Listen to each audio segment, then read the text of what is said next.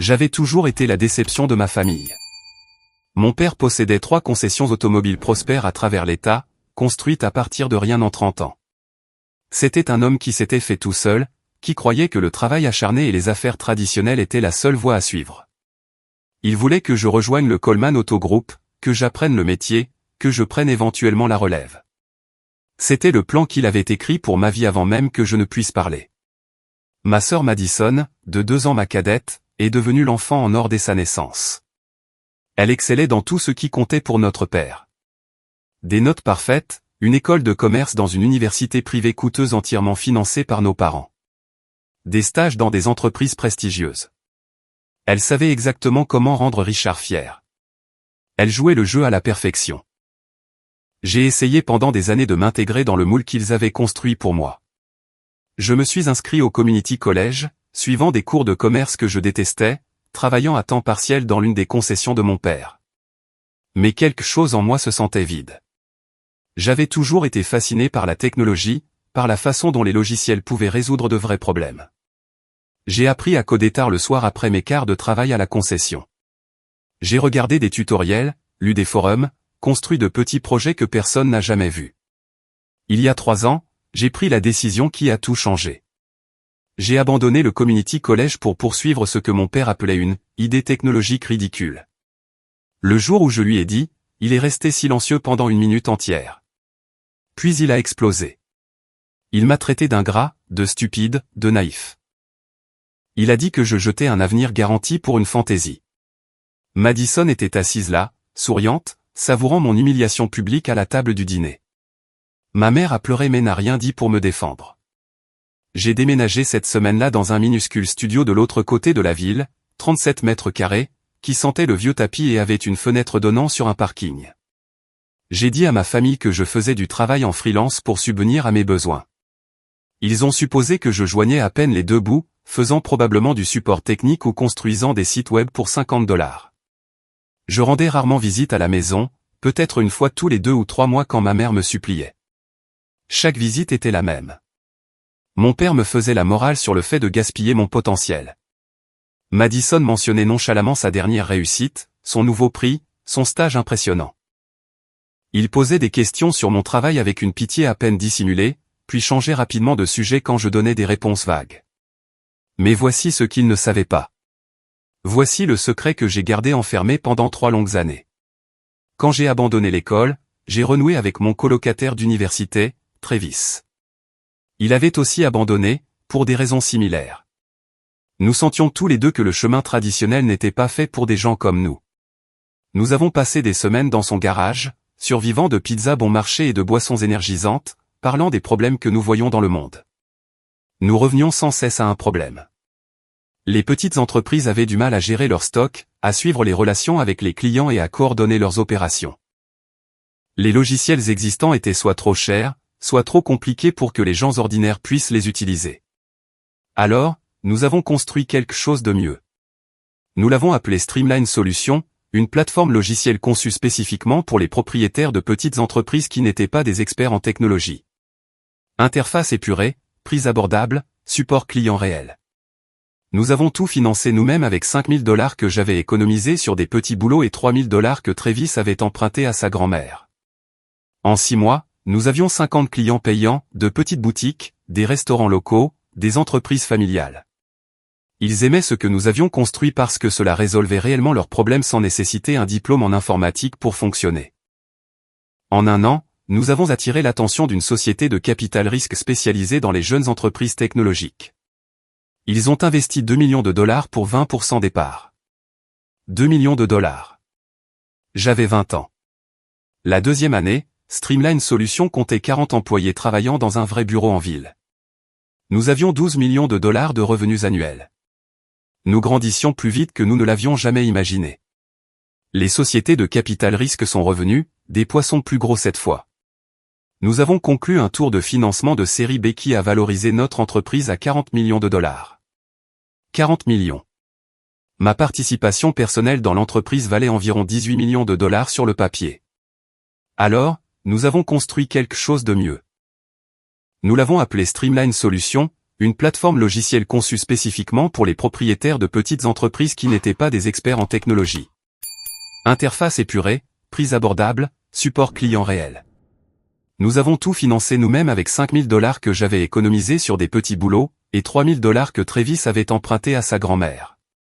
Alors, j'ai continué à conduire ma vieille Honda Civic de 10 ans. J'ai continué à vivre modestement. J'ai gardé le silence. Aujourd'hui devait être différent. Ma mère m'avait appelé il y a 2 semaines, en pleurant, me suppliant de rentrer à la maison pour mon anniversaire. Elle a dit que la famille me manquait. Elle a promis que ce serait bien, juste un gâteau et un dîner, pas de drame. Comme un idiot, je l'ai cru.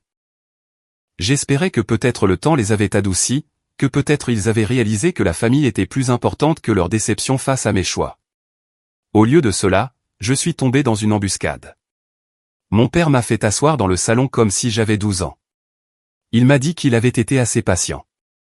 Il a dit que 23 ans était l'âge où un homme soit réussissait sa vie, soit était laissé pour compte pour toujours. Il m'a regardé dans les yeux et m'a dit que j'étais une honte pour le nom Coleman. Madison a renchéri depuis le canapé, disant que ses amis à l'université demandaient pourquoi son frère était un raté sans avenir. Ma mère était là, pleurant, mais ne leur a jamais dit d'arrêter. Puis Richard a sorti cette boîte emballée. Il a dit qu'il était temps pour moi de quitter la ville, d'arrêter de faire honte à la famille. Le billet de bus aller simple était sa version de l'amour vache. Sa façon de dire que j'étais devenu un fardeau qu'il ne voulait plus porter. Je suis sorti de cette maison et je suis monté dans ma vieille Honda. Mes mains tremblaient alors que je serrais le volant. Puis mon téléphone a vibré. Un texto de Travis. Réunion du conseil confirmée pour la semaine prochaine. Goldman Sachs veut diriger notre série C. On parle d'une valorisation de 80 millions. Tu es prêt? J'ai fixé ce message un long moment. Puis j'ai répondu, plus que prêt. Il est temps de construire quelque chose qu'ils n'oublieront jamais. Pour la première fois de la journée, j'ai souri. Ma famille venait de commettre la plus grosse erreur de sa vie. Et ils n'en avaient aucune idée. Une semaine plus tard, j'étais assis dans une salle de conférence en verre au 20e étage d'un gratte-ciel du centre-ville, regardant la ville. Travis était assis à ma gauche, notre avocat à ma droite. De l'autre côté de la table se trouvaient 3 cadres de Goldman Sachs, tous en costume parfaitement taillés, tous nous regardant comme si nous étions l'avenir dans lequel ils voulaient investir. La réunion s'est mieux déroulée que nous ne l'avions jamais imaginé. Ils n'ont pas seulement proposé de diriger notre tour de financement de série C à 80 millions. Ils sont montés à 90 millions. 90 millions de dollars. Le chiffre semblait surréaliste même en serrant des mains et en signant des documents préliminaires. Ma fortune personnelle sur le papier a bondi à 22 millions de dollars du jour au lendemain. Les 2 semaines suivantes se sont écoulées dans un flou. Travis et moi avons visité des immeubles de bureaux potentiels en ville, des espaces pouvant accueillir 200 employés au lieu de 40. Nous avons embauché un responsable des ressources humaines, un directeur marketing, un vice-président des ventes. Streamline Solutions n'était plus une start-up. Nous devenions une véritable entreprise, le genre qui change les industries. Je me suis plongé dans le travail avec une intensité que je n'avais jamais ressentie auparavant. Chaque réunion, chaque décision, chaque embauche me donnait l'impression de construire un mur entre qui j'étais et qui je devenais. Le docteur Patricia, la thérapeute que j'avais commencé à voir un mois plus tôt, a dit que je traitais un traumatisme par la réussite. Elle avait probablement raison, mais ça faisait du bien de construire quelque chose qui comptait, quelque chose qui m'appartenait entièrement. Ma mère m'a appelé 17 fois au cours de ces 2 semaines. Je n'ai pas répondu. Elle a laissé des messages vocaux qui ont commencé par des excuses et sont devenus progressivement désespérés. Elle a dit que je lui manquais. Elle a dit que Richard ne le pensait pas comme ça sonnait. Elle a dit que les familles se pardonnent. Mais pas une seule fois dans aucun message elle n'a dit qu'elle avait eu tort de laisser faire. Pas une seule fois elle n'a assumé la responsabilité d'être restée silencieuse pendant que Richard me tendait ce billet de bus. Et que Madison riait. Pendant ce temps, Madison publiait constamment sur les réseaux sociaux des photos de sa famille formidable. Des photos d'elle et de Richard à un gala de charité. Des photos du brunch du dimanche avec notre mère. Évidemment, j'étais coupé de chaque récit familial, effacé comme si je n'avais jamais existé.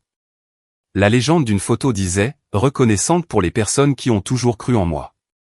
Je me suis demandé si elle remarquait même l'ironie. Mais la vie était vraiment belle pour la première fois dont je pouvais me souvenir. J'ai commencé à sortir avec Jenna, une femme que j'ai rencontrée lors d'une conférence technologique 3 mois plus tôt. Elle dirigeait sa propre start-up de marketing, comprenait le chaos de la création d'une entreprise, ne m'a jamais demandé d'être autre chose que moi-même. Elle savait exactement qui j'étais, connaissait Streamline Solutions, savait ce que je valais, et elle m'aimait quand même, pour des raisons qui n'avaient rien à voir avec l'argent ou le succès. Nous avons dîné dans un petit restaurant italien en ville un vendredi soir. Elle m'a demandé si j'étais heureux. La question m'a pris au dépourvu. J'ai réalisé que j'étais vraiment, profondément heureux. Peut-être pour la première fois de ma vie. 3 semaines après la conclusion de l'accord avec Goldman Sachs, tout a de nouveau changé. Streamline Solutions a décroché un contrat massif avec une chaîne de vente au détail du Fortune 500, 15 millions de dollars sur 3 ans. C'était le genre de contrat qui validait tout ce que nous avions construit. Travis et moi avons célébré avec l'équipe, du champagne au bureau, tout le monde se sentant invincible. La même semaine, des médias économiques locaux ont commencé à nous contacter. Ils voulaient interviewer les jeunes fondateurs qui perturbaient l'industrie. Travis pensait que nous devrions le faire. Commencer à construire notre profil public avant le prochain tour de financement. J'ai hésité, sachant ce que l'exposition pourrait signifier. Mais Travis a fait valoir un bon point. Se cacher n'était pas une stratégie à long terme. Finalement, les gens sauraient. Mieux valait contrôler le récit nous-mêmes.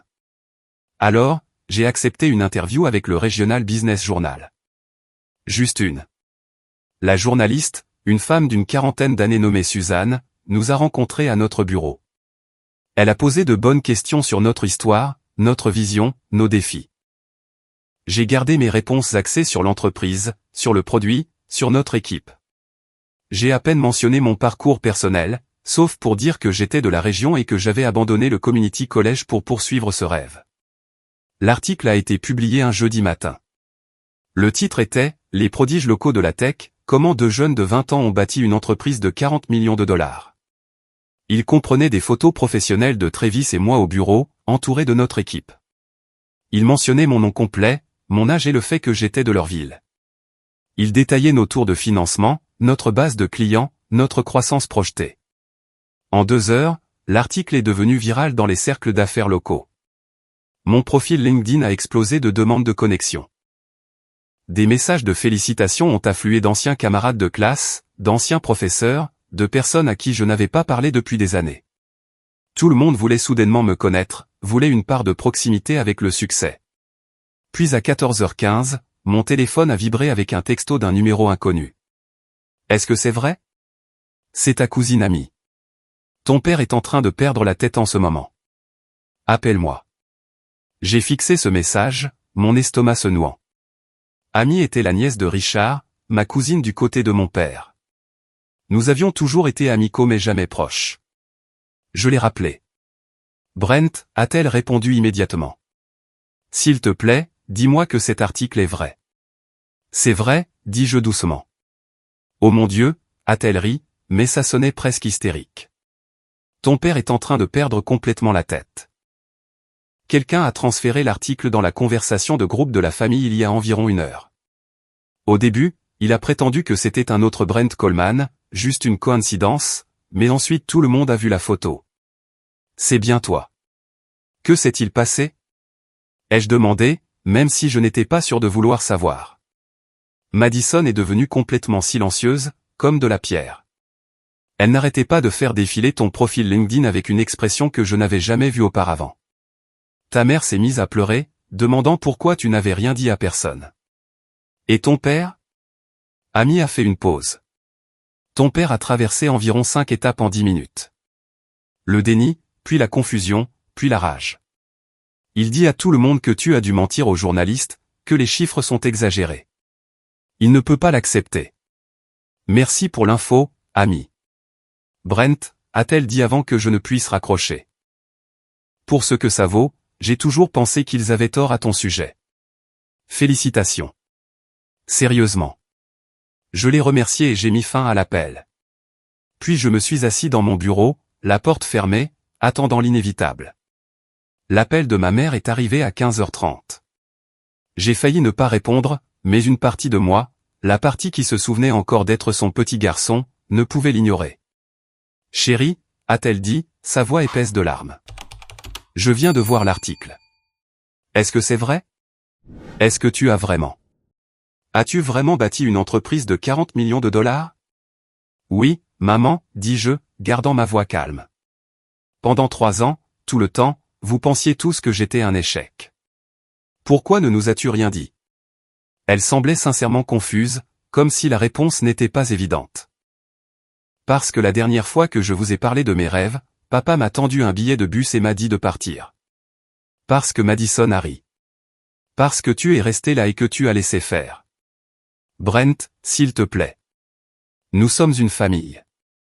Nous méritons de savoir ce qui se passe dans ta vie. Vraiment, ai-je demandé. Vraiment? Tu l'as choisi plutôt que moi à chaque fois, maman. À chaque fois. Ce n'est pas juste. Peut-être pas, dis-je. Mais c'est vrai. Elle a commencé à répondre, mais je l'ai coupée. Je dois y aller, maman. J'ai une réunion.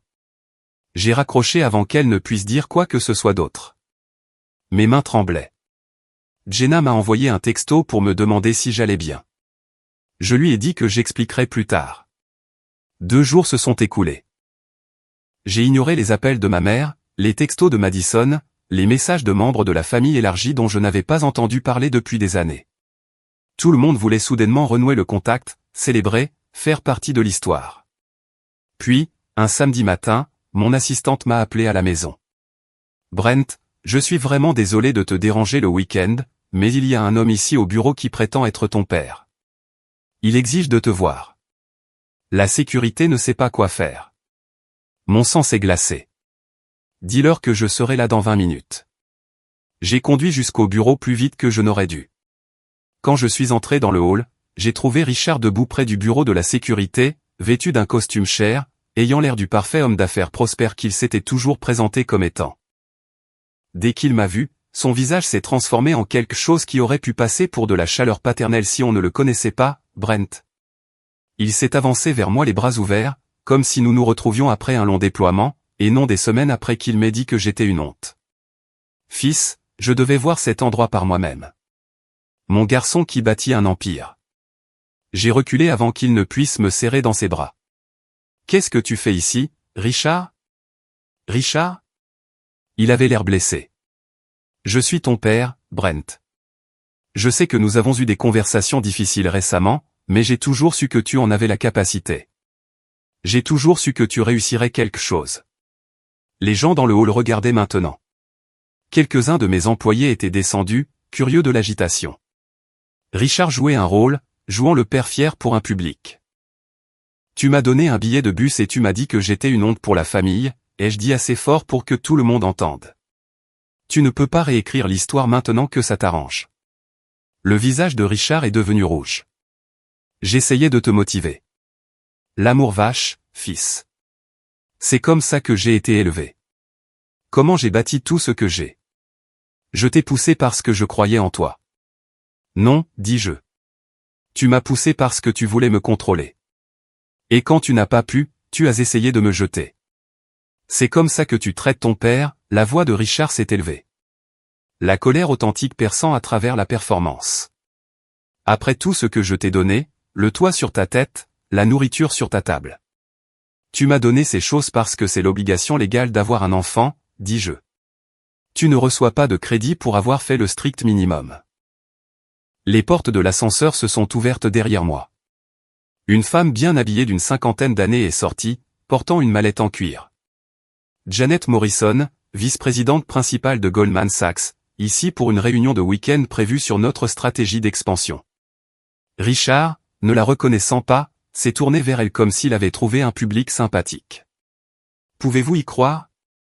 Mon propre fils qui me manque de respect en public alors que je l'ai fait tout ce qu'il est. Janet a regardé Richard, puis moi. Son expression n'a jamais changé. Parfaitement professionnelle. Monsieur Coleman, votre rendez-vous de 14 heures est prêt. Devrais-je le reporter compte tenu de votre urgence familiale? J'ai regardé Richard une dernière fois. Puis j'ai regardé Janet. Non, Janet. Mon père était sur le point de partir. J'ai fait un signe de tête à la sécurité. 2 gardes se sont approchés de Richard, ne le touchant pas, mais rendant leur présence claire. Le visage de Richard est devenu violet. Tu le regretteras. La famille, c'est tout, Brent. Tu es en train de tout jeter. Et pourquoi? L'argent. Le succès. Ces choses ne signifient rien sans la famille. Alors tu aurais dû me traiter comme un membre de la famille, dis-je doucement. Au lieu d'un investissement qui n'a pas rapporté assez vite. La sécurité a escorté Richard vers la sortie. Il a crié depuis le trottoir, sa voix portant à travers les portes en verre. Tu reviendras en rampant. Tout le monde le fait toujours. Tu auras besoin de moi un jour et je ne serai pas là. Je l'ai regardé s'éloigner dans sa Mercedes. Puis je me suis tourné vers Janet qui avait été témoin de toute la scène. Je m'excuse pour cela, dis-je. Elle a souri légèrement.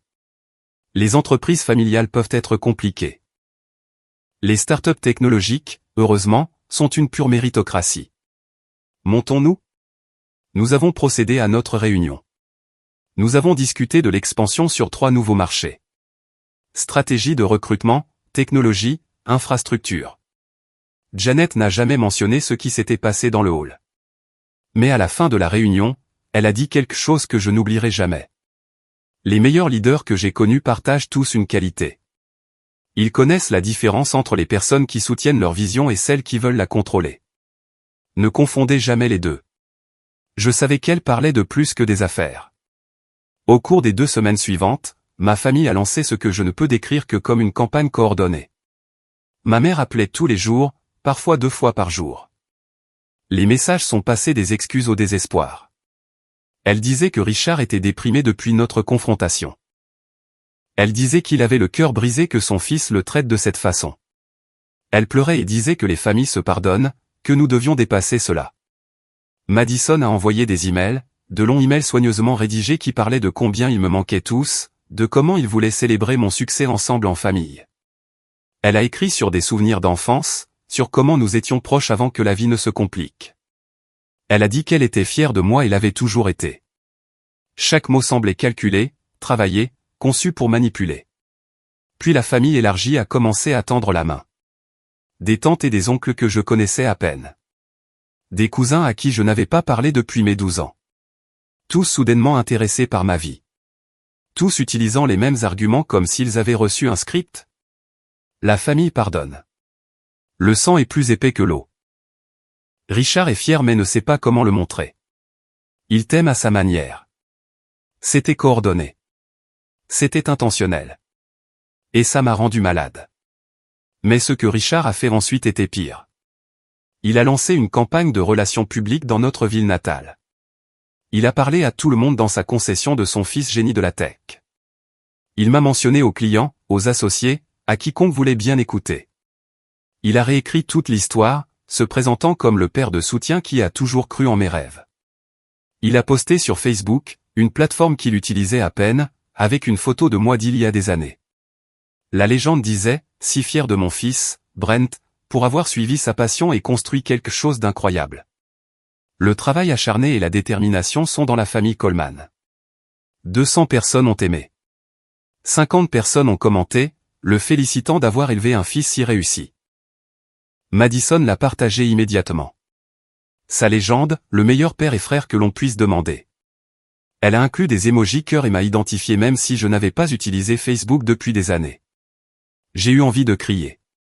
J'ai eu envie de commenter chaque publication, de dire la vérité à tout le monde, d'exposer la manipulation. Mais je savais que cela me ferait paraître mesquin, amer, incapable de lâcher prise. Richard pariait sur mon silence, et il avait raison. Madison l'a partagé immédiatement. Sa légende, le meilleur père et frère que l'on puisse demander. Elle a inclus des emojis cœur et m'a identifié même si je n'avais pas utilisé Facebook depuis des années. Parle-moi, a-t-il dit. Qu'est-ce qui se passe? Je lui ai tout raconté. Le billet de bus, l'article, Richard se présentant au bureau, la campagne pour me ramener dans le giron. Travis a écouté sans interrompre. Quand j'ai eu fini, il a dit, ils ne veulent pas que tu reviennes. Ils veulent avoir accès à ce que tu as construit. Il y a une différence. Je sais, dis-je. Alors, qu'est-ce que tu vas faire? Rien, dis-je. Je vais continuer à construire, à avancer. Ils ne toucheront pas à ça. Mais c'était plus difficile que je ne le pensais. Chaque appel de ma mère était comme un poids sur ma poitrine. Chaque publication sur les réseaux sociaux de Madison était comme un couteau. J'ai commencé à voir le docteur 2 fois par semaine au lieu d'une. Elle m'a aidé à comprendre que ce que je vivais était un deuil. Pas un deuil de personnes décédées, mais un deuil de la famille que j'avais toujours voulu et que je n'avais jamais eu. Vous continuez à espérer qu'ils changeront, a dit le docteur lors d'une séance. Vous continuez à penser que si vous réussissez assez, si vous devenez assez célèbre, ils vous verront enfin. Mais Brent, ils vous ont vu tout le temps. Ils n'ont simplement pas apprécié ce qu'ils ont vu. Cela m'a frappé durement, parce qu'elle avait raison. Il ne s'agissait pas de compréhension ou de communication. Il s'agissait de contrôle. Et j'avais finalement échappé à leur contrôle. 3 semaines après la publication de l'article, je suis rentré à mon appartement et j'ai trouvé ma mère assise dans sa voiture dehors. Elle avait l'air terrible. Elle avait perdu du poids. Ses yeux étaient rouges et gonflés. Ses vêtements flottaient sur elle. J'ai failli continuer à conduire. J'ai failli faire comme si je ne la voyais pas. Mais je ne pouvais pas. Je me suis garé et je me suis dirigé vers sa voiture. Elle est sortie immédiatement. Maman, tu ne peux pas simplement te pointer chez moi. Tu ne répondais pas à mes appels, a-t-elle dit. Brent, s'il te plaît. J'ai juste besoin que tu m'écoutes pendant 5 minutes. C'est tout ce que je demande. Contre mon meilleur jugement, je l'ai laissée entrer dans mon appartement. Nous nous sommes assis aux extrémités opposées de mon canapé. Elle se tordait les mains sur ses genoux, sans me regarder. Ton père essaie, Brent. Il essaie vraiment. Il sait qu'il a fait des erreurs. Il ne sait juste pas comment s'excuser. Tu sais comment il est. Ce n'est pas une excuse, maman. Je sais. Je sais que ce n'est pas le cas. Mais il est mon mari et tu es mon fils. Je ne peux perdre aucun de vous. Tu ne me perds pas, dis-je. Mais je ne reviendrai pas à la façon dont les choses étaient. Je ne peux pas, je ne te le demande pas. Je te demande juste de venir à un dîner de famille. Un seul. Essayons d'aller de l'avant. Madison veut s'excuser correctement. Ton père veut essayer. S'il te plaît. J'ai regardé ma mère. L'ai vraiment regardée. Elle avait l'air brisée, épuisée. Et une partie de moi voulait arranger ça, la rendre heureuse, être le fils qui résout les problèmes. Mais une plus grande partie de moi se souvenait de toutes les fois où elle était restée silencieuse pendant que Richard me démolissait. Toutes les fois où elle a trouvé des excuses pour la cruauté de Madison, toutes les fois où elle a choisi la paix plutôt que de me protéger. Maman, dis-je lentement. Quand je dormais sur un matelas pneumatique dans ce studio, mangeant des ramen pour le dîner tous les soirs, travaillant 20 heures par jour pour construire cette entreprise, m'as-tu déjà défendu? Ne serait-ce qu'une fois. Elle a ouvert la bouche, puis l'a refermée. Des larmes ont coulé sur son visage. As-tu déjà dit à papa qu'il avait tort? As-tu déjà dit à Madison d'arrêter de se moquer de moi? M'as-tu déjà défendu quand je n'étais pas là pour me défendre moi-même? Elle a ouvert la bouche, puis l'a refermée. Des larmes ont coulé sur son visage. C'est exactement aussi simple que ça, dis-je. Je t'aime, maman. C'est vrai. Mais l'amour sans respect ne suffit pas. J'avais besoin que tu me défendes, et tu ne l'as jamais fait. Tu l'as choisi à chaque fois.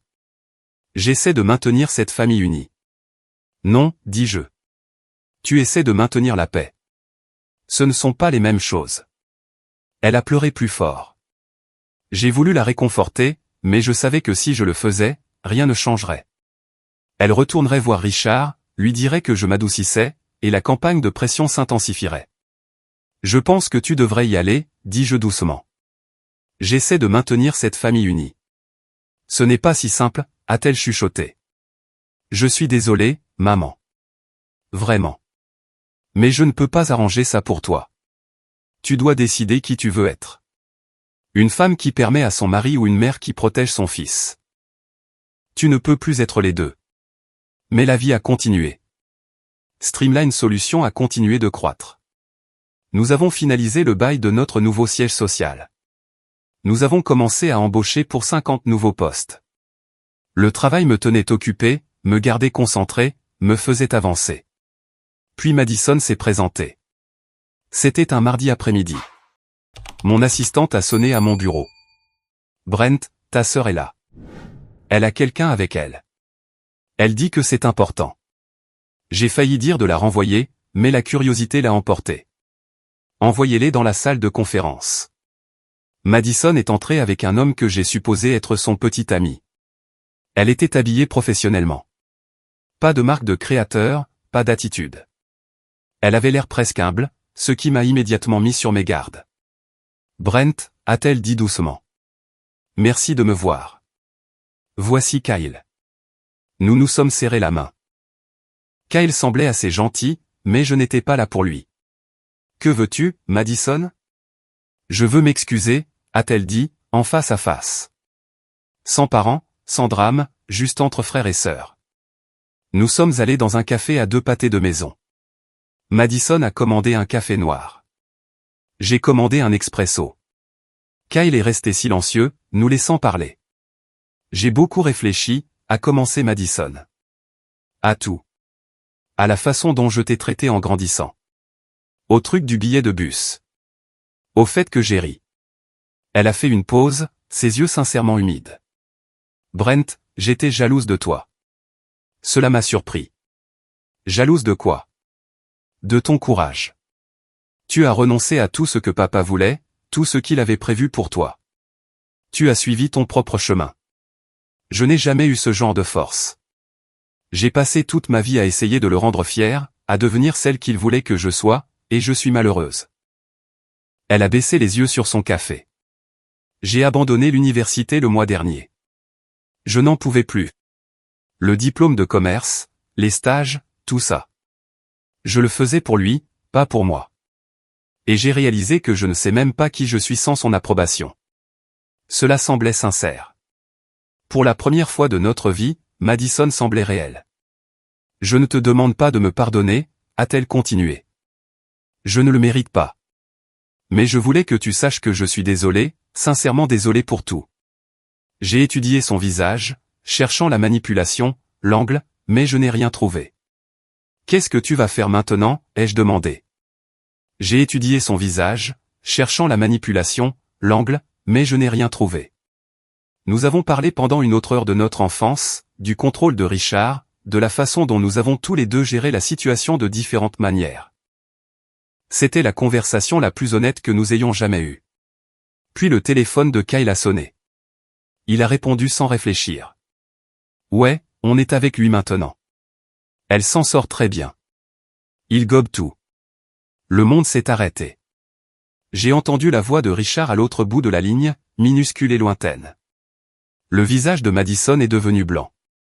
Kyle, raccroche. Mais il était trop tard. Je me suis levé. Dis à papa que sa petite mission d'espionnage a échoué, dis-je. Brent, non.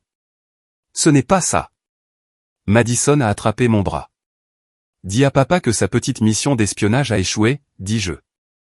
Mais il était trop tard. Je me suis levé. Je me suis dégagé. Ne me touche pas. Je suis sorti de ce café et je n'ai pas regardé en arrière.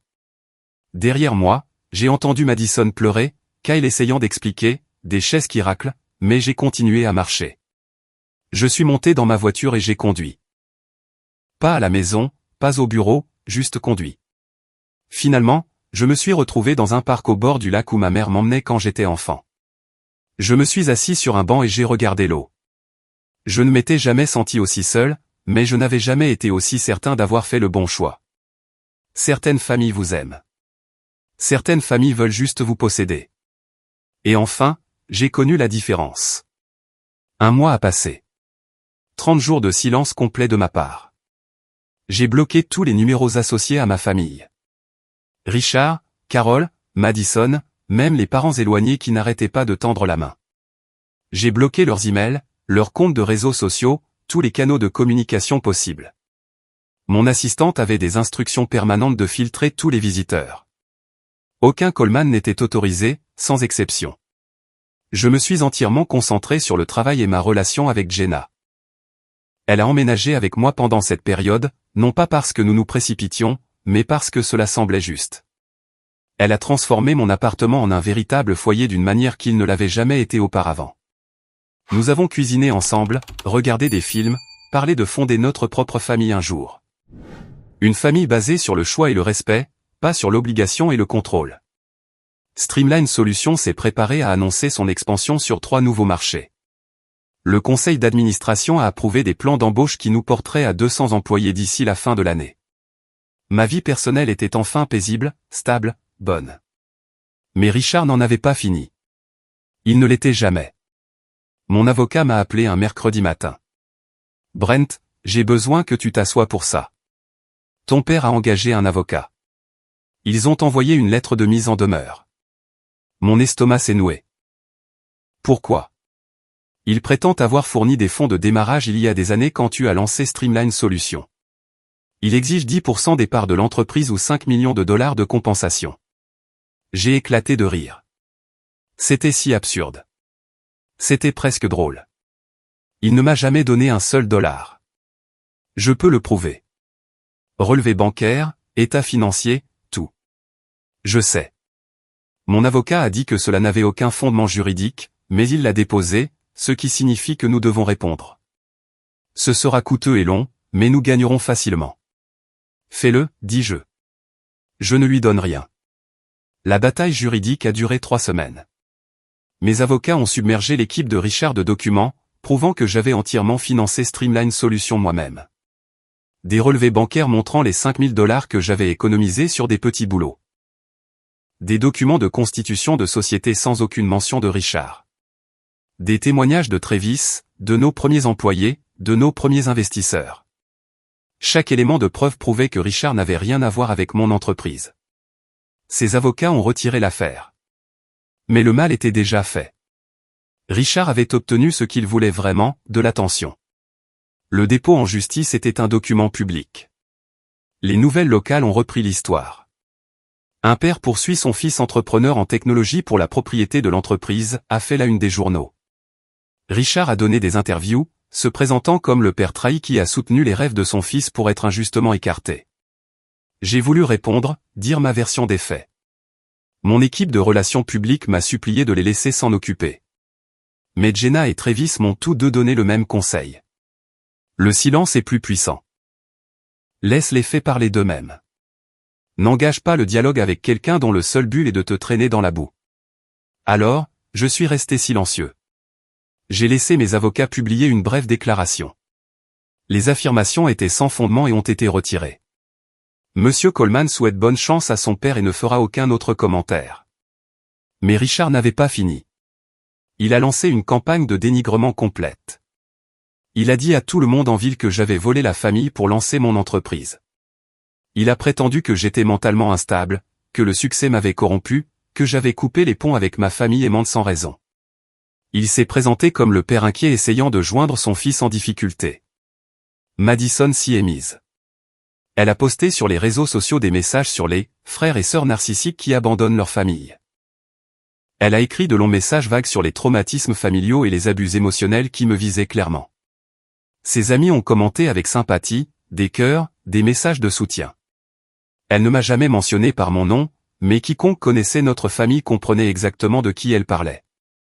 Certaines personnes les ont crues. D'anciens camarades de lycée m'ont contacté pour me demander si j'allais bien, si les choses qu'ils entendaient étaient vraies. Des parents éloignés ont envoyé des messages inquiets. C'était épuisant. Mais la plupart des gens, les gens qui comptaient, ont vu clair. Mon équipe au travail s'est ralliée à moi. Nos investisseurs ont publié des déclarations de soutien. La famille de Jenna, dont je m'étais rapproché, a clairement fait savoir qu'elle me soutenait. Le docteur m'a aidé à gérer la colère. Tu ne peux pas contrôler ce qu'ils disent de toi, Brent. Tu ne peux contrôler que la façon dont tu réponds. Et la meilleure réponse est de continuer à bien vivre. Alors c'est ce que j'ai fait. J'ai fait don d'1 million de dollars anonymement au Community College où j'avais brièvement étudié. J'ai commencé à encadrer de jeunes entrepreneurs par le biais d'un incubateur de start-up en ville. Je me suis présenté pour mon équipe, pour mon entreprise, pour les gens qui se souciaient vraiment de moi. Streamline Solutions a annoncé un partenariat avec 2 grandes entreprises technologiques. Notre plateforme s'intégrerait à leur système, élargissant notre portée à des millions d'utilisateurs potentiels. L'annonce a fait la une des nouvelles technologiques nationales. Mon téléphone a explosé de messages de félicitations de personnes qui comptaient vraiment dans ma vie. Richard et Madison se sont tus pendant environ une semaine après cela. J'ai supposé qu'ils avaient enfin réalisé que je ne reviendrais pas, que leur manipulation ne fonctionnait pas. J'avais tort. Un jeudi soir, j'ai reçu un appel d'un hôpital de l'autre côté de la ville. Monsieur Coleman, votre mère a été admise. Elle vous demande. C'était une crise de panique, mais elle est stable. Elle aimerait beaucoup vous voir si possible. Chaque instinct me disait que c'était une autre manipulation. Mais si ce n'était pas le cas? Et si ma mère était vraiment malade et que je l'ignorais? J'ai dit à Jenna où j'allais. Elle a proposé de venir avec moi, mais j'ai dit que je devais le faire seul. La chambre d'hôpital était privée, chère. Ma mère était allongée dans le lit, l'air petit et fragile. Richard était assis sur une chaise près de la fenêtre. Madison se tenait près du pied du lit.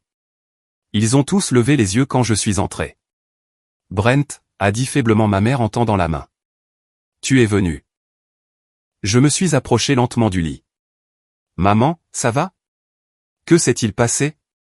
Juste de l'anxiété, mon chéri. Le médecin a dit que je vais bien. Mais j'ai été tellement stressé. Ces disputes, cette distance avec toi. Je n'en peux plus. J'ai besoin que ma famille soit réunie. Richard s'est levé. Fils, je suis content que tu sois venu. Nous étions tous morts d'inquiétude. Je l'ai ignoré, me concentrant sur ma mère. De quoi as-tu besoin, maman? Comment puis-je t'aider? J'ai besoin que tu nous pardonnes, a-t-elle dit, des larmes se formant. J'ai besoin que nous soyons à nouveau une famille. S'il te plaît, Brent, pour moi. Quelque chose clochait. Ma mère avait peur, oui, mais elle n'arrêtait pas de jeter un coup d'œil à Madison, et Madison se tenait dans un angle étrange, son corps positionné bizarrement. Puis je l'ai vu. Le téléphone dans la main de Madison, partiellement caché derrière sa jambe. L'écran était allumé. Elle enregistrait. Madison, dis-je calmement. Range ce téléphone. Elle a sursauté, le laissant presque tomber. Quoi? Je ne. Range-le. Maintenant. Le visage de Richard est devenu rouge. Madison, je t'avais dit de ne pas faire ça. Alors il savait. Bien sûr qu'il savait. Tout cela était mis en scène. Ils ont suffisamment énervé ma mère pour qu'elle ait une véritable crise de panique, puis l'ont utilisé comme une opportunité pour me faire venir ici pour une scène de réconciliation qu'ils pourraient enregistrer et partager. Je me suis reculé du lit. Est-ce que tout cela est réel? Maman, étais-tu vraiment en danger? Elle ne pouvait pas me regarder dans les yeux. Je suis allé au poste des infirmières. Une femme aimable en blouse a levé les yeux. Puis-je vous aider? Ma mère, Carol Coleman, dans la chambre 214. Était-elle en danger médical? L'infirmière a vérifié son ordinateur. Non, monsieur. C'était lié à l'anxiété. Nous l'avons surveillée pendant quelques heures, mais elle est autorisée à rentrer chez elle quand elle sera prête. Je l'ai remerciée et je suis retourné dans la chambre. 3 pères Dieu m'ont regardé entrer. J'ai parlé à l'infirmière. J'ai dit que vous n'avez jamais été en danger, maman. Tout cela a été mis en scène pour me faire venir ici. Brent, non. J'avais vraiment peur. Je crois que tu avais peur. Mais ils l'ont utilisé. Ils ont utilisé ta peur pour me manipuler une dernière fois. Richard s'est levé, abandonnant le rôle du père inquiet. Très bien, tu as compris. Tu as toujours été trop intelligent pour ton propre bien. Mais laisse-moi te dire quelque chose, fils. Tu penses que tu es meilleur que nous maintenant. Tu penses que ton argent et ton succès te rendent spécial. Mais tu n'es rien sans cette famille. Rien. Tu seras seul pour le reste de ta vie. Si être seul signifie être libre de vous, je le prends, dis-je. J'ai regardé ma mère une dernière fois. J'espère que tu te sentiras mieux, maman. Vraiment. Mais j'en ai fini d'être manipulé. Je me suis tourné pour partir. Richard a appelé après moi. Tu le regretteras. Tu reviendras en rampant un jour et je ne serai pas là. La famille, c'est tout, et tu es en train de la jeter. Je me suis arrêté à la porte sans me retourner. J'ai dit, la famille, c'est tout. Tu as raison là-dessus. C'est pourquoi je choisis de construire la mienne. J'ai quitté l'hôpital et je suis rentré directement à la maison. Jenna m'attendait. Je lui ai tout raconté. Elle m'a serré dans ses bras pendant que je traitais la colère, la tristesse, le soulagement de comprendre enfin que rien de ce que je ferais ne serait jamais suffisant pour eux. Tu as bien fait, a-t-elle dit. Je sais, ai-je répondu. Mais ça fait toujours mal. C'est comme ça que tu sais que tu es humain, a-t-elle dit. C'est comme ça que tu sais que tu es meilleur qu'eux. Tu as bien fait, a-t-elle dit. C'est comme ça que tu sais que tu es humain, a-t-elle dit. C'est comme ça que tu sais que tu es meilleur qu'eux. Tu as bien fait, a-t-elle dit. Et être fini, j'ai réalisé, était sa propre forme de liberté. Puis l'appel est arrivé qui a tout changé. Streamline Solutions a prospéré au-delà de tout ce que Travis et moi avions imaginé. Nous avons annoncé un partenariat majeur avec 2 entreprises du Fortune 500 qui voulaient intégrer notre plateforme dans leur système. Notre base d'utilisateurs a explosé. Nos projections de revenus ont doublé. L'entreprise n'était plus seulement prospère. Nous devenions un leader de l'industrie. Finalement, nous avons accepté de vendre à une condition essentielle. Nous resterions en tant que dirigeants pendant 2 ans pour assurer une transition en douceur et protéger la culture d'entreprise que nous avions créée. L'accord a été conclu un mardi froid de janvier. Après impôts et tous les calculs, ma part personnelle s'élevait à environ 110 millions de dollars. 110 millions de dollars. J'avais 23 ans. L'annonce a fait la une des nouvelles économiques nationales, pas seulement des médias régionaux cette fois. Les grandes chaînes, les chaînes d'affaires, les publications technologiques. L'histoire est devenue virale. Un décrocheur universitaire devient le plus jeune milliardaire autodidacte de l'histoire de l'État. Les demandes d'interview ont afflué. J'ai refusé presque toutes, mais une s'est démarquée. Une émission d'affaires nationale respectée qui se concentrait sur l'entrepreneuriat et l'innovation. Il voulait présenter Travis et moi comme des exemples de la nouvelle génération qui construit l'avenir. J'ai accepté une seule interview, juste une. L'interview a été diffusée un dimanche soir. L'animatrice a posé des questions réfléchies sur notre parcours, les défis auxquels nous avons été confrontés, les décisions qui ont façonné notre succès. Quand elle m'a interrogé sur mon parcours, je suis resté simple et honnête. Je viens d'une situation familiale compliquée, ai-je dit, regardant directement la caméra. J'ai appris très tôt que la seule personne sur laquelle on peut vraiment compter, c'est soi-même. Mon conseil aux jeunes entrepreneurs est le suivant. Construisez quelque chose de réel, quelque chose qui résout de vrais problèmes. Restez fidèle à vos valeurs même lorsque les gens ne comprennent pas. Et sachez que le succès ne consiste pas à vous prouver à ceux qui doutaient de vous. Il s'agit de construire une vie qui a du sens pour vous. L'interview a eu un écho. Elle a été vue des millions de fois en ligne. Des messages ont afflué de jeunes qui se sont reconnus dans mon histoire, qui se sont sentis encouragés à poursuivre leurs propres rêves malgré la pression familiale ou le doute. Puis les messages de ma famille ont commencé. Richard a envoyé un texto en premier. « Fils, j'ai regardé ton interview. Je suis incroyablement fier. Je sais que nous avons une eau différente, mais j'ai toujours cru en toi. Ta mère et moi aimerions beaucoup te voir. Madison veut s'excuser correctement. S'il te plaît, laissons cela derrière nous.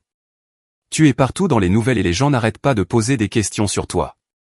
J'adorerais célébrer ton succès comme il se doit. Nous sommes une famille. Ça doit bien vouloir dire quelque chose. » J'ai fixé ce message un long moment. L'audace, la réécriture complète de l'histoire, l'hypothèse que l'argent et le succès effaceraient des années de cruauté. Je n'ai pas répondu. Puis Madison a envoyé son propre message. « Brent, je sais que je ne mérite pas ton pardon. J'ai beaucoup réfléchi à tout. Regarder ton succès a été difficile, mais pas pour les raisons que tu penses. Ça m'a fait réaliser à quel point j'ai gaspillé mon temps à essayer de plaire à papa. J'ai abandonné l'école. Je n'ai aucune direction. J'ai vraiment du mal. Je ne veux pas de ton argent. Je veux juste des conseils. Tu es la seule personne qui a échappé à son contrôle.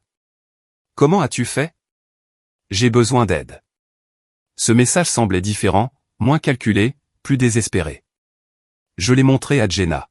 « Qu'en penses-tu » ai-je demandé.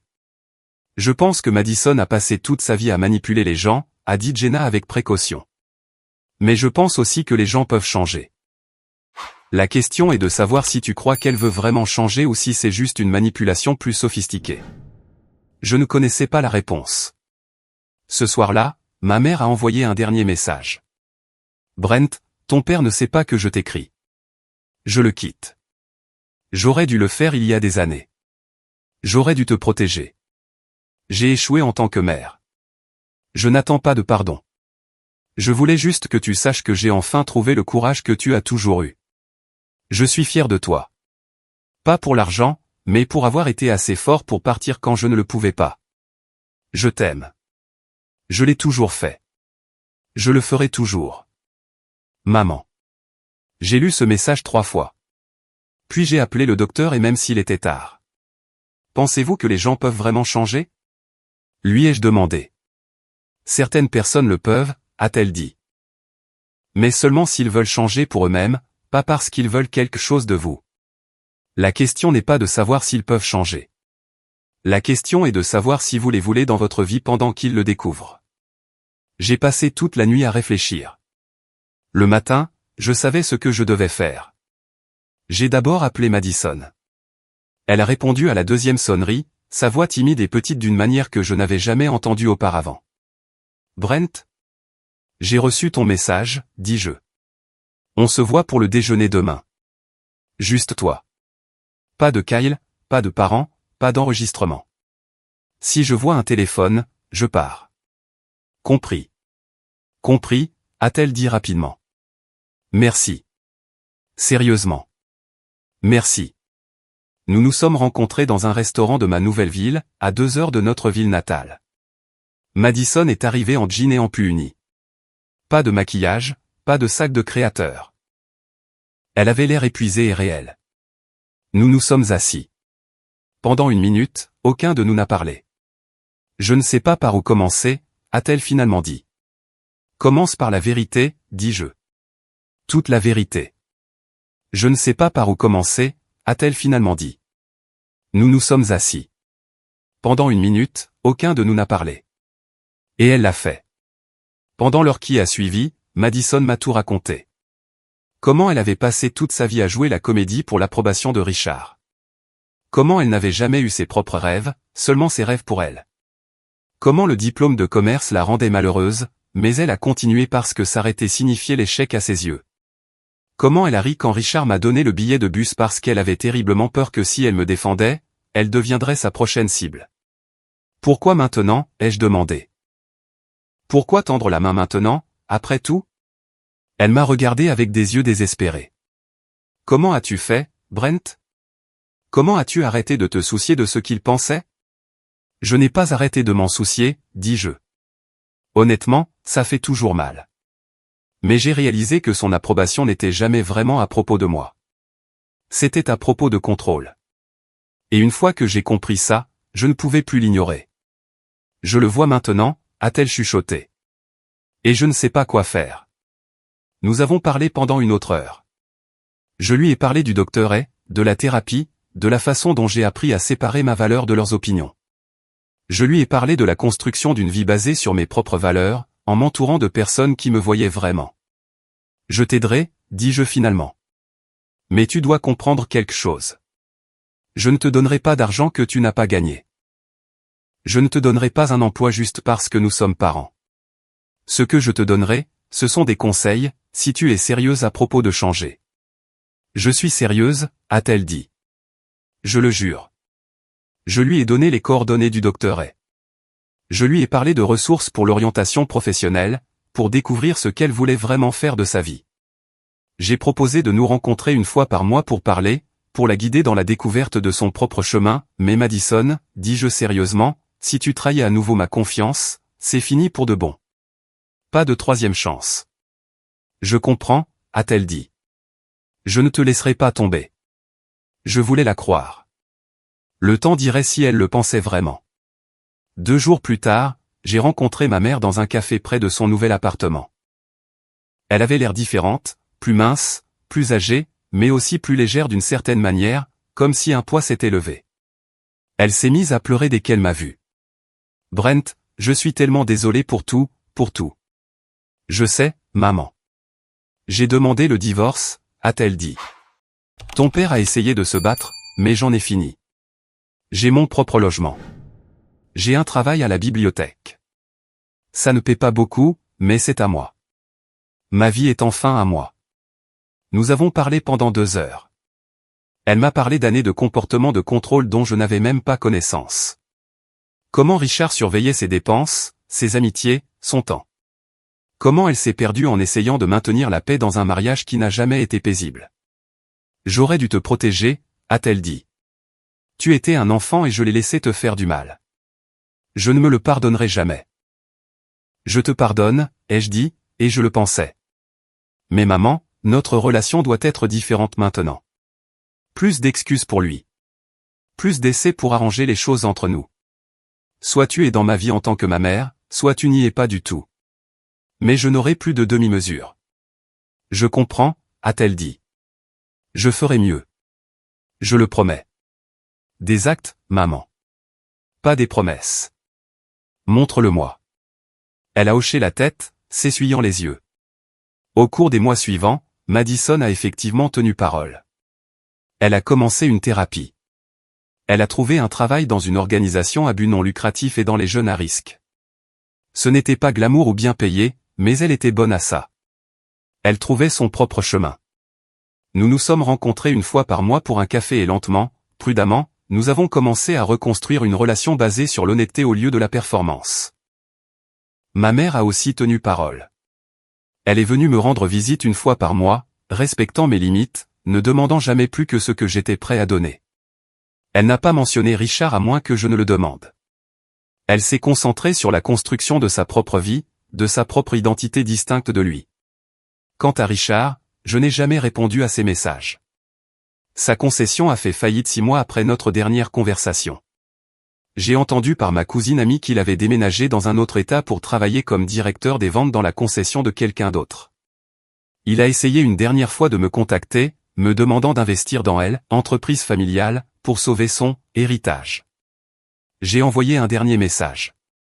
Tu m'as donné un billet de bus et tu m'as dit de partir parce que je te faisais honte. J'ai pris ce billet et j'ai construit une vie que tu ne peux pas toucher. Je ne te dois rien. Perds mon numéro. Puis je l'ai bloqué de manière permanente. J'ai appris plus tard qu'il avait déménagé en Arizona, loin de tout le monde. Je n'ai rien ressenti en apprenant cette nouvelle. Pas de satisfaction, pas de colère, juste rien. Et ce rien n'était sa propre forme de paix. 1 an après l'acquisition, ma vie avait complètement changé. Jenna et moi nous sommes fiancés un dimanche matin tranquille dans notre cuisine. Pas de grands gestes, pas de bague chère au début, juste moi lui demandant si elle voulait construire une vie avec moi et elle disant oui en pleurant dans son café. Nous avons acheté une maison dans un beau quartier, rien de trop tape à accent Graveleuil, mais la nôtre. Nous avons adopté un chien de refuge nommé Chester, qui était à la fois chaos et amour. Nous avons organisé des dîners avec Travis et sa petite amie, avec des collègues devenus des amis, avec les mentors et les entrepreneurs dont je m'étais rapproché. Travis et moi avons lancé une nouvelle entreprise ensemble, un incubateur de start-up financé avec 10 millions de dollars de mon propre argent. Nous l'avons appelé Launchpad. La mission était simple.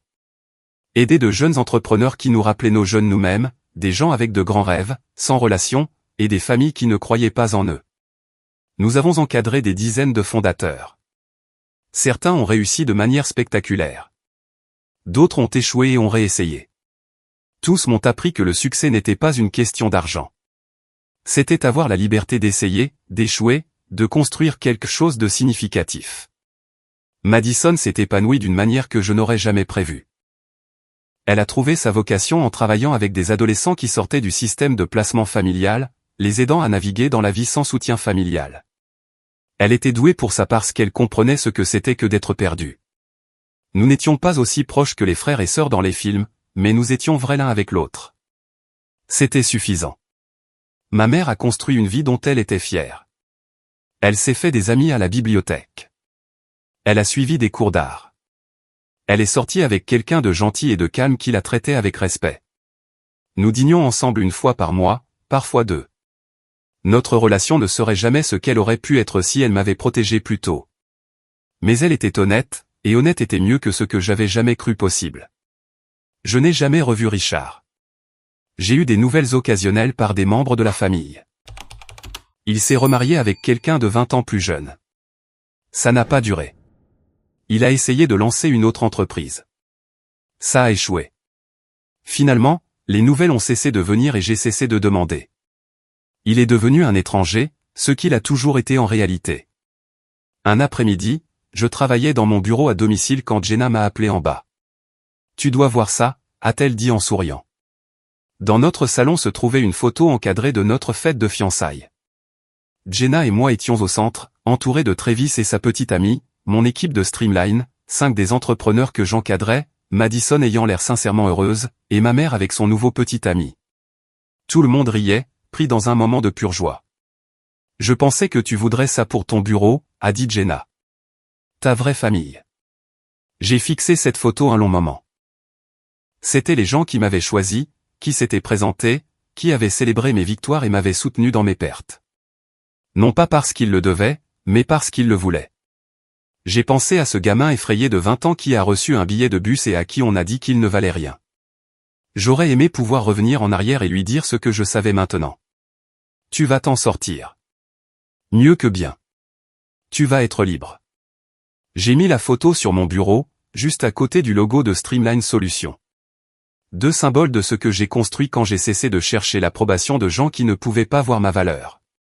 Ce soir-là, Jenna et moi nous sommes assis sur notre porche arrière, regardant le coucher du soleil. Chester dormait à nos pieds. Je pensais à tout ce qui avait mené à ce moment. La douleur, la trahison, les longues nuits à me demander si j'avais fait le bon choix. Et puis la construction lente de quelque chose de réel, de mien, de bon. « À quoi penses-tu » a demandé Jenna. « À la chance que j'ai » ai-je dit. « De la chance ?» Ce billet de bus était censé être une punition, ai-je dit.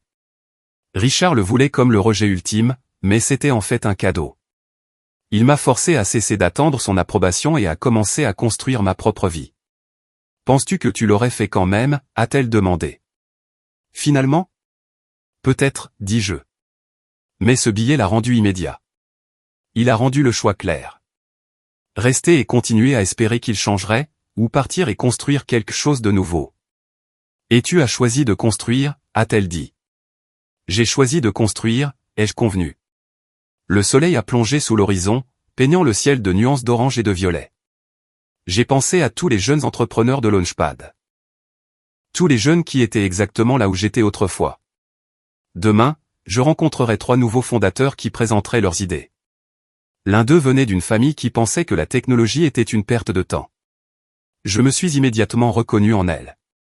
Tu sais quelle est la meilleure partie, ai-je dit à Jenna. Quoi? Je peux être pour les autres ce dont j'avais besoin quand j'avais leur âge. Quelqu'un qui croit en eux. Quelqu'un qui voit leur valeur même quand leur famille ne la voit pas, Jenna a serré ma main. Tu es un homme bien, Brent Coleman. Je suis un homme libre, ai-je dit. C'est encore mieux. Nous sommes restés assis là alors que les étoiles apparaissaient une par une, remplissant le ciel de lumière. Et j'ai réalisé que c'était ça, la victoire. Pas prouver quoi que ce soit aux gens qui doutaient de moi. Pas la vengeance ou la justification ou les voir échouer. La victoire, c'était cette paix, ce but, et ces gens qui m'aimaient pour exactement qui j'étais. La victoire, c'était construire une vie si pleine de sens que leurs opinions n'avaient plus d'importance. La victoire, c'était devenir le genre de personne qui pouvait regarder en arrière sans colère et en avant sans peur. La plus grande leçon que j'ai apprise était la suivante. Le vrai succès ne se mesure pas à ce que vous prouvez à ceux qui doutaient de vous, mais à la vie que vous construisez lorsque vous cessez de chercher leur approbation.